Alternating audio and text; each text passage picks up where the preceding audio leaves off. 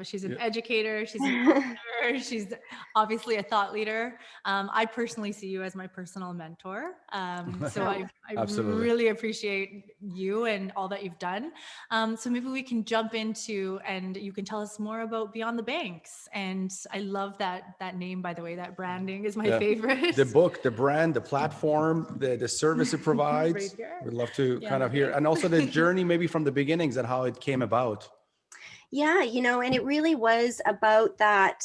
It was really about just, there's that moment, right? Like, I think that a lot of people that leave their corporate job and they go into some sort of, stick their neck out and they go into some sort of entrepreneurial thing, they have this moment. And I had that moment it was around the stuff with my boss, but there was a very distinct moment. And I was like, and I just, it was like I had to just like believe in myself.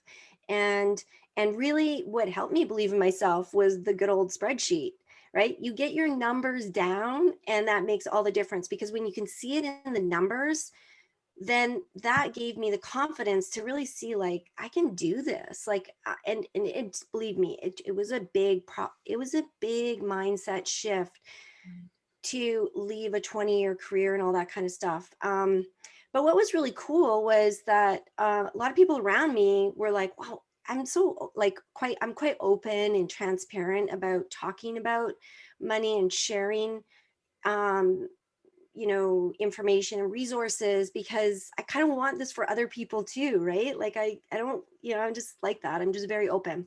And so I just found like I was spending all this time, educating people on it, and and it was kind of burning myself out a little bit. And I was finding like people weren't taking action. They'd be like, and then I would touch base with them, and then it was like, oh, it was excuses, or they hit a little roadblock.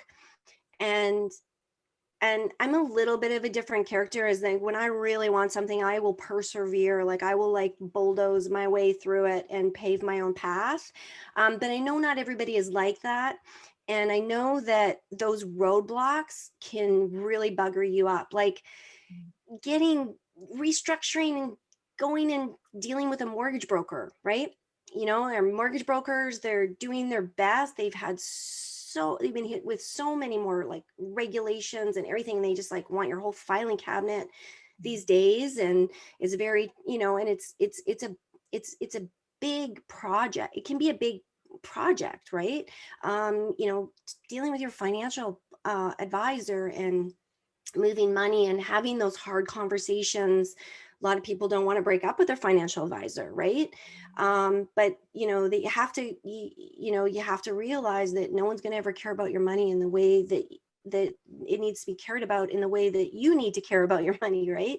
And so you have to, and I was just finding like there was all these excuses, and that really inspired me to put together not only the book, but it inspired me to put together like a step-by-step course program.